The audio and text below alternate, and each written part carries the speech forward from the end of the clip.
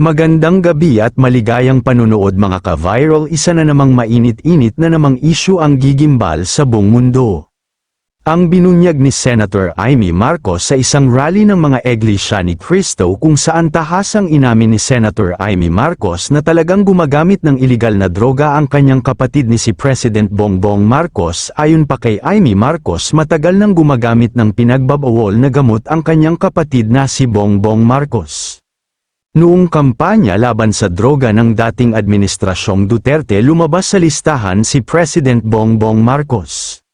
Ngunit nakiusap si Senator Amy Marcos kay dating President Duterte na huwag muna huliin ang kanyang kapatid bagkus unahin ang mga drug posers bago ang drug users, kaya ginamit ni President Bongbong Marcos ang lahat ng kanyang mga galamay para maipakulong si dating Presidente Duterte dahil sa ayaw niyang may hahadlang at ayaw niya na may banyag ang katotohanan na siya ay isang drug addict. Panoorin ang video sa banyag ng tunay na katotohanan na si President Bongbong Marcos ay isang drug addict.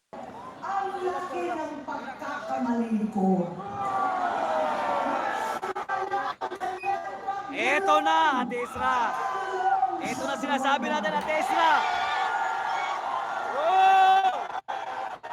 Ate Isra! Malapit na to!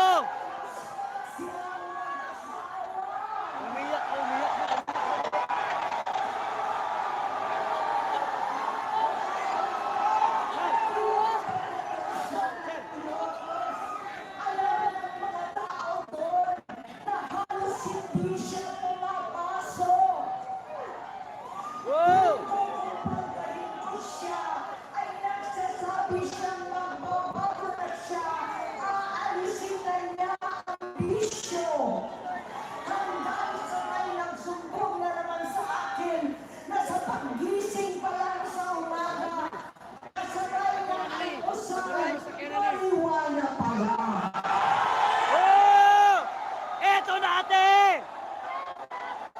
Ito na yun! Sila nagiinuman at gumagamit ng cocaine.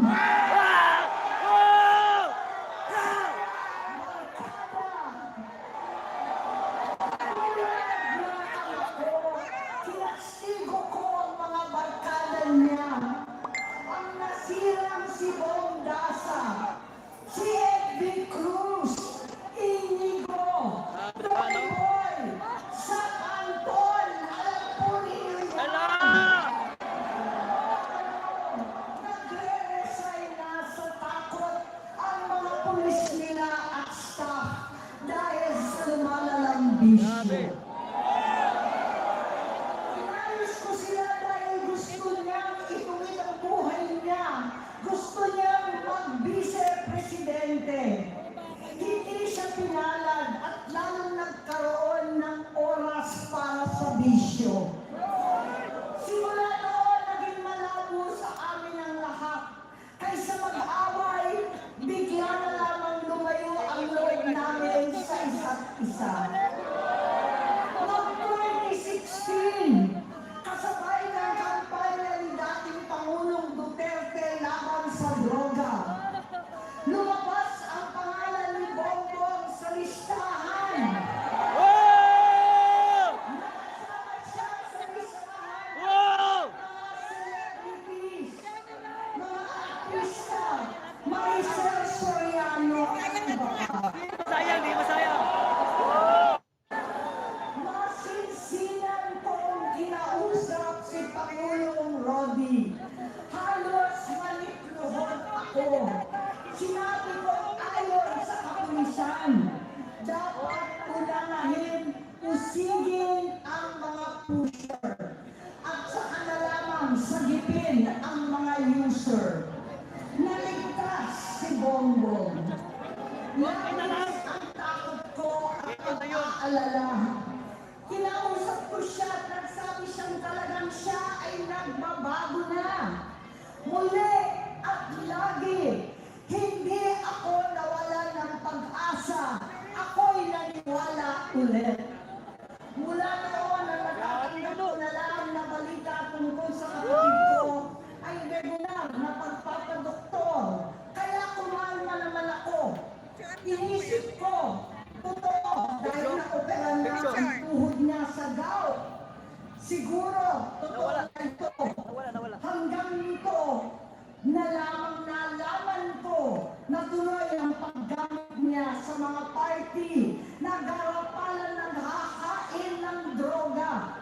Pinagmamala sa mga mag-asawan, kaya nila ang microdosing ng cocaine.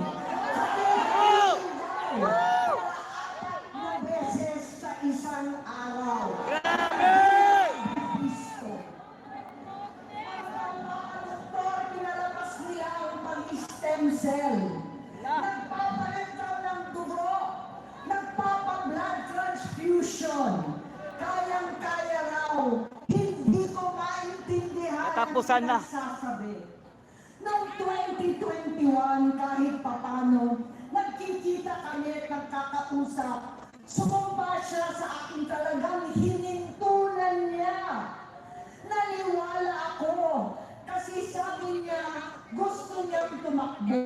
Ang sabi ko, tutulong ako sa abot ng aking makakaya. Ipinakilala ko si Bongbong kay Inday.